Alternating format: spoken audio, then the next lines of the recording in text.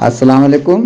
نزلہ موسم یا آب و ہوا کی تبدیلی سے ہونے والا مرض جس میں ناک بہتی ہے، گلے میں خراش ہوتی ہے، اور اگر یہ نزلہ رک جائے تو ناک میں پپڑی جمتی ہیں، ایسی نزلے کی پراپر دوا کالی بائی کرویکم 30 ہے۔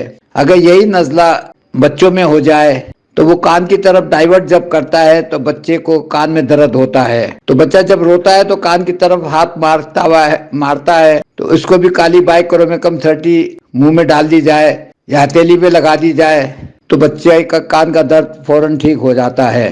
نزلہ اگر بگڑ جائے تو وہ دائمی نزلہ بن جاتا ہے۔ اس میں دو کیفیتیں ہوتی ہیں، ایک تو یہ ٹھیک نہ ہونے والا نزلہ بن جاتا ہے جس میں مریض بار بار وقتی سکون کے لیے ایلوپیتھک دوا کھاتا ہے اور اس کا علاج چیلنج بن جاتا ہے۔ ایلوپیتھک دواؤں سے مریض ٹھیک تو نہیں ہوتا بلکہ سر درد یا میگرین کا اضافہ ہو جاتا ہے۔ پھر ایسا مریض مایوس ہو کر جب ہومیوپیتھ کے پاس آتا ہے، جو ڈاکٹر اس بخار کو نہیں سمجھتے، یعنی کہ نزلے کے ساتھ جو بخار ہے اس کو نہیں مانتے، ہر وزٹ پر علامات کے مطابق دوائیں بدلتے رہتے ہیں، اس سے بھی وہ نزلہ ٹھیک نہیں ہوتا۔ ایسے مریضوں کو پہلے بخار کی دوا کا انتخاب کریں، یعنی الگ خشک ہو تو BQ، ماتھے پر پسینہ، جسم میں درد ہو تو وائرا بیت دینے کے 15 منٹ بعد کالی بائی کرومیکم 30 دینے سے مرض کیور ہو جاتا ہے۔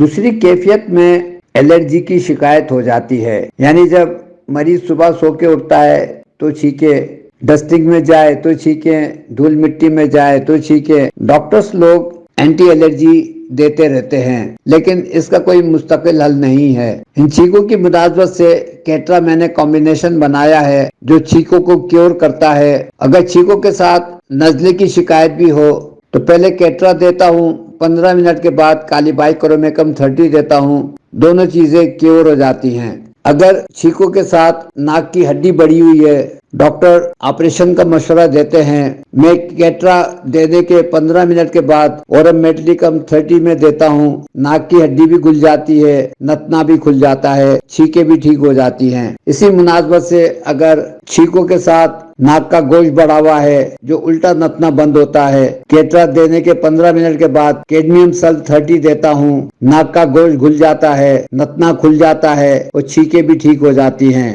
جو لوگ دوسرے ملکوں سے آتے ہیں ان میں سے اکثر لوگوں کو دستوں کی شکایت ہو جاتی ہے، یعنی کہ جو کھاتے ہیں مروڑ ہوتا ہے اور دست آتے ہیں۔ ایسے لوگوں کی پراپر دوا ہے آرسینک ایلبم 30۔ کچھ دن دے دیں، جو تبدیلی سے ان کو تکلیف ہو رہی ہے، غذا ہضم نہیں ہو رہی ہے، وہ آرسینک ایلبم ان کو ہضم کرا دیتی ہے۔ اسی طرح اگر کسی کو ہیضے والی کیفیت ہو جائے، یعنی کہ الٹی اور دست دونوں ایک ساتھ ہوں، تو اسپتال لے جانے سے بہتر ہے کیمفر مدر ٹنکچر کے 6-8 قطرے آدھا گلاس پانی میں ڈالیں، ہر 3 منٹ کے بعد 1 گھونٹ پانی پلا دیں، 6-8 خوراکیں ہو جائیں تو اس کے بعد ڈائرا بیٹ جو 4 دواؤں کا کمبینیشن ہے وہ دے دیں تاکہ اس کا علاج بھی ہو جائے۔ السلام علیکم۔ بلڈ پریشر خود کوئی بیماری نہیں ہے۔ ٹھنڈ لگنے سے اگر بلڈ پریشر ہو جائے تو اس میں گھبراہٹ ہوتی ہے، مریض کو موت یاد آتی ہے۔ ایسے مریض وصیت بھی کر سکتے ہیں، یا اگر پرانا بلڈ پریشر کا مریض ہو تو گھبراہٹ میں ڈاکٹر کے پاس جاتے ہیں، ڈاکٹر دواؤں میں رد و بدل کرتے ہیں۔ ایسے مریضوں کے لیے ایکونائٹ 200 پراپر دوا ہے۔ ایکونائٹ 200 کی چند خوراکیں دے دیں، مریض پرماننٹلی کیور ہو جاتا ہے۔ گیسز کی وجہ سے جو بلڈ پریشر ہوتا ہے وہ ایلوپیتھک ڈاکٹر سے کنٹرول میں نہیں آتا۔ اگر ہاسپٹل میں اس کو ایڈمٹ کرا دیا جائے، ڈرپ لگے، اس سے بھی کنٹرول نہیں ہوتا۔ ایسے مریضوں کو لائکوپوڈیم 30 دے دی جائے تو مستقل ٹھیک ہو جاتے ہیں اور فوراً ہی نارمل پوزیشن پہ آ جاتے ہیں۔ السلام علیکم انکل۔ اچھا، میں نے جو ہے وہ آج میرا بخار تھرمومیٹر میں بھی نہیں آیا، کل بھی نہیں آیا تھا ویسے تو، اور میری بیٹی ہے جو مجھے اکثر کہتی رہتی ہے کہ ماما آپ کو بخار ہے، تو وہ ابھی میں اس کو بھی چیک کرا رہی ہوں مستقل، تو وہ بھی مجھے کل بھی اس نے بولا تھا، آج بھی، کہ جو ہے وہ ماما نہیں ہے آپ کو نا آج بخار نہیں۔ اور ویسے بھی جو ایک پچھلے 4-5 دن سے میں اپنے اندر خود بھی تبدیلی اور محسوس کر رہی ہوں کہ جو ایک میری طبیعت میں ایک لتھارجک سا عنصر ہوتا تھا کہ بہت تھکن سی ہو رہی ہے یا مجھے لگتا تھا کہ وہ لو بلڈ کی کیفیت ہے اور جسم میں جان نہیں ہے، تو ایسا تو مجھے نہیں فیل ہو رہا ماشاءاللہ. کل میں کافی تھکن والا کام کر آئی تھی سارا دن شہر میں رہ کے، لیکن مجھ میں جسم میں وہ تھکن نہیں تھی جتنا جیسے میں ہوتی تھی. تو اب آپ مجھے بتائیں کہ مجھے کیا کرنا ہے، کیونکہ تقریباً 10 سے 12 دن ہو گئے، تو پرہیز توڑ کے دیکھوں کیا کروں. اب آپ کیا کہتے ہیں، یا میں آپ کے پاس آؤں، وزٹ کروں؟ دیکھیں، ہوا منہ سے نکالیں یا تھرمامیٹر جو آپ نے دیکھا وہ تو خیر ایک دھوکہ ہے. ہوا منہ سے نکالیں اور وہ دیکھیں گرم ہے یا ٹھنڈی ہے. اگر گرم ہے، جب تک وہ ٹھنڈی نہ ہو جب تک آپ نے پرہیز کرنا ہے، میں یہ سمجھ لیں. بلکہ اس کے کچھ دن تک اور پرہیز کرنا ہے تاکہ اندر کی جتنی صفائی ہو جائے گی آپ 0 میٹر ہو جائیں گی. یہ ذہن میں رکھیے گا کہ آپ نے 0 میٹر ہونا ہے. تو جب آپ کا خون اچھا بنے گا، ہر چیز اچھی ہوگی، تو یہ سارے سسٹم صحیح ہو جائیں گے.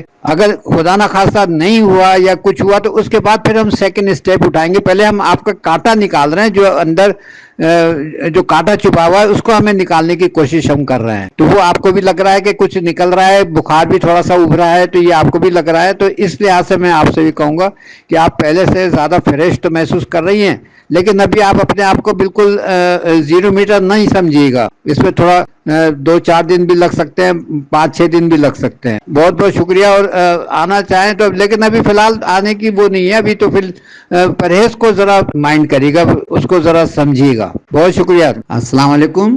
میڈورینم یہ دوا سوزاک کے زہر سے بنی ہے. 900 دواؤں میں صرف واحد یہ ایک دوا ہے جو میری پریکٹس میں ہے. یہ دوا پیمپر پہننے والے بچوں کو جن کے ریشز پڑتے ہیں اس سے نجات دلاتی ہے. والدین کو میڈیکیٹڈ مہنگے پیمپر نہیں خریدنے پڑتے، سادے پیمپر بچوں کو کام آتے ہیں. ایسا قبض جو کسی دوا سے ٹھیک نہیں ہوتا، اور بچہ اینیما کے بغیر اس کا پوٹی نہیں ہوتی، بہت تڑپتا ہے بچہ، اس کو میں میڈورینم کے ساتھ ایلوز یا کیلکریا کارب علامات کے مطابق دیتا ہوں. بچے یا بڑے جو رات کو دانت پیستے ہیں یا جو پیشاب کر دیتے ہیں ان میں بہت اچھا کام کرتی ہے. سرخ رنگ کے دانے نکلتے ہیں بچوں کے، پورے جسم پہ نکل آتے ہیں، اور میڈورینم کی ایک ہی خوراک سے فوراً ایسے ختم ہوتے ہیں جیسے ہوئے ہی نہیں تھے. ایسے بچے جو اوندا لیٹنا پسند کرتے ہیں سائنا کی طرح، اس میں بہت اچھا کام کرتی ہے.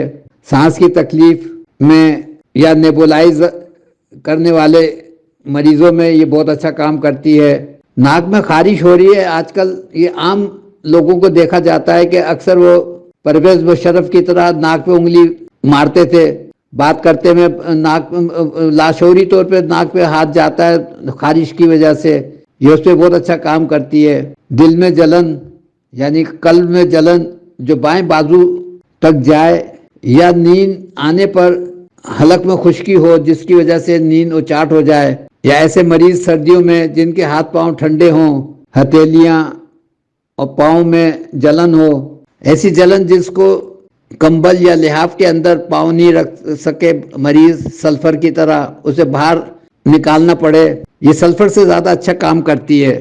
ٹانگیں گھٹنے تک متورم ہو جائیں، جن کو دبانے سے گڑا پڑے، گھٹنوں میں درد ہو، یہ اس پہ بہت اچھا کام کرتی ہے. اس دوا کو میں عموماً ہر 5ویں دن 1000 میں دیتا تھا، لیکن جن بچوں کو میں نے دی جن کو سانس کی تکلیف تھی وہاں پہ مجھے تکلیف ہوئی، مجھے اچھا نہیں لگا، مریض کو تکلیف ہوئی، تو میں نے اس کو 30 پہ لے آیا. اور کافی عرصے سے میں 1000 میں نہیں دے رہا بلکہ 30 میں ہی میرے استعمال میں ہے، اور مجھے بہت پیارے، بہت اچھے اور بہت کوئک رزلٹ مل رہے ہیں. میں اپنے ہومیوپیتھ ڈاکٹر سے بھی کہوں گا کہ آپ اس کو ضرور چیک کریں، سمجھیں، بہت اچھا کام کر رہی ہے اور مریض کو فوراً ریلیف دے رہی ہے. بہت بہت شکریہ صاحب.